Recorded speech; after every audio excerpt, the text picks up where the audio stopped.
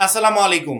HSC 2026 সালের পরীক্ষার্থীরা, test পরীক্ষাটা আজকে অনেক শিক্ষার্থীর অলরেডি কমপ্লিট হয়ে গেছে। কারণ কি, আমি একটা গ্রুপে ঢুকেছিলাম, এইচএসসি 26 ব্যাচের একটা গ্রুপে। সেখানে সবাই বলছে যে আলহামদুলিল্লাহ টেস্ট পরীক্ষাটা কমপ্লিট, একটু হাফ ছেড়ে বাঁচলাম। আসলে কি হাফ ছেড়ে বাঁচলাম, নাকি নতুনভাবে টেস্টের থেকেও বড় একটা জার্নিতে পা রাখলাম?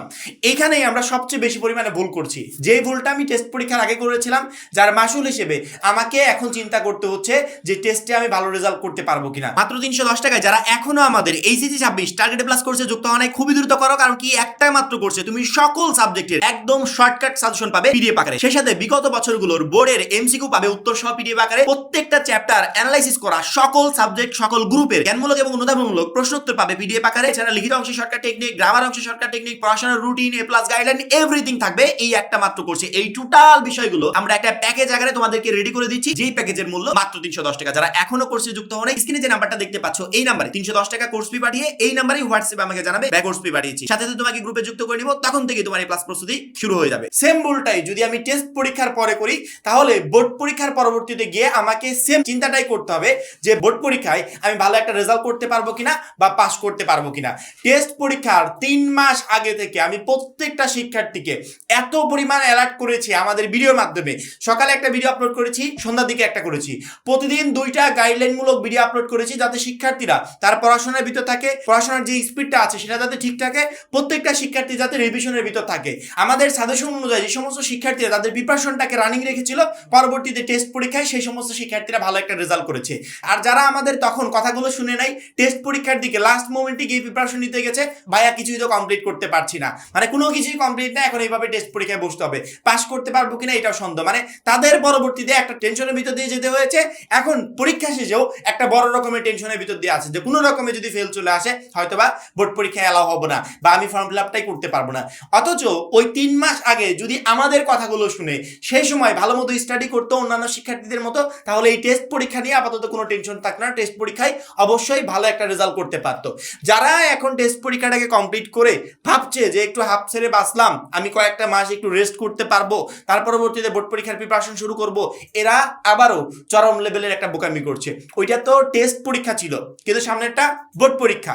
টেস্ট পরীক্ষায় যেমন চিন্তাই করি, বোর্ড পরীক্ষা নিয়ে যদি সেম চিন্তাটা করি, তাহলে আমার থেকে দুর্ভাগা আর কেউ হবে না। কারণ কি, বোর্ড পরীক্ষার সামনে এখন যদি আমি চিন্তা করি যে আমি আরো কয়েকদিন পর থেকে শুরু করব, টেস্ট শেষ করলাম, মাঝখানে কয়েকদিন রেস্ট করি, তারপর থেকে শুরু করব, একটা বোর্ড পরীক্ষার প্রিপারেশন 2 বছরেও কমপ্লিট করা যায় না। মানে এইচএসসি লেভেলের একটা বোর্ড পরীক্ষার প্রিপারেশন 2 বছরেও শেষ হয় না।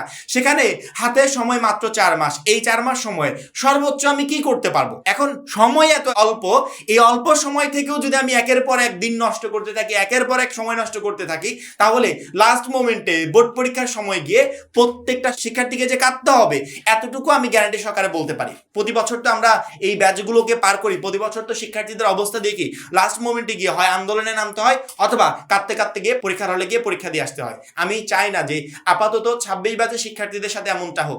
যেহেতু আমরা এই প্রবলেমগুলো ফেস করেছি, এতদিন যাবত দেখে আসছি, আমার কাজ আমি প্রত্যেকটা শিক্ষার্থীকে একবার পরীক্ষার আগের দিন পর্যন্ত অ্যালার্ট করতে থাকবো। এই অ্যালার্ট করতে করতে যারা আমাদের কথাগুলো শুনবে, আমাদের গাইডলাইনগুলো ফলো করে সেই অনুযায়ী প্রিপারেশন নিবে, তারা বোর্ড পরীক্ষায় ভালো একটা রেজাল্ট করতে পারবে। আর যারা শুনবে না, পরবর্তীতে তাদের শুধুমাত্র আফসোস করা ছাড়া কিছুই করা থাকবে না। এখন টেস্ট পরীক্ষা শেষ, হাফ ছেড়ে বাঁচলাম, একটু রিল্যাক্স করবো, কয়েকটা দিন এদিক ওদিক যাবো, পরবর্তীতে বোর্ড পরীক্ষার প্রিপারেশন শুরু করবো, এই চিন্তা আপাতত বাদ। 4 মাস পরে যখন বোর্ড পরীক্ষাটা কমপ্লিট হয়ে যাবে, তখন তোমার যা ইচ্ছা তাই করো, কিন্তু 4 মাস সময় যে আছে, এই সময়টার প্রত্যেকটা সেকেন্ড, প্রত্যেকটা মিনিট তোমার জন্য গুরুত্বপূর্ণ। এই সময়টাকে কাজে লাগাতে হবে।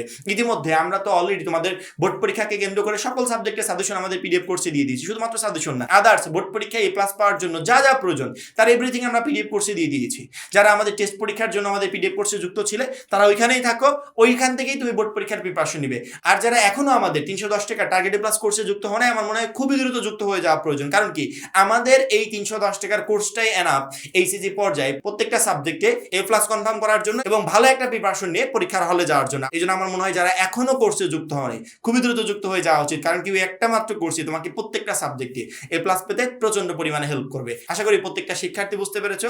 সবাই ভালো থাকবে, সুস্থ থাকবে। আল্লাহ হাফেজ।